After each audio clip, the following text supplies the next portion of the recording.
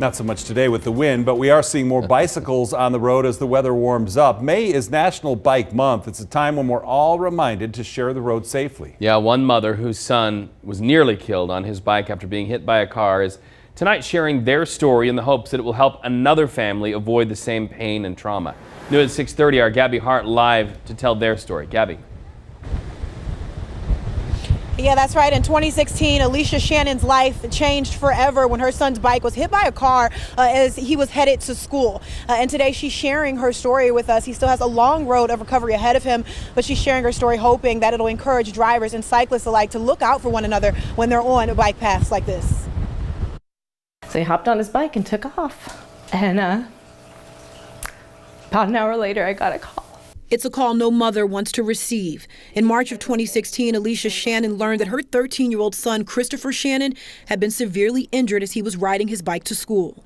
His front tire collided with her front fender, so he hit her just as hard as she hit him. Alicia says she taught Chris to always wear a helmet, but that day he left home without it. After the wreck, paramedics had to life flight him to UMC. He had died in the helicopter. And then resuscitated him. And then he died again in scan and was resuscitated again. Chris underwent a total of 9 brain surgeries. And now, just over 2 years later, he still has a long road ahead of him. Hold your head up now.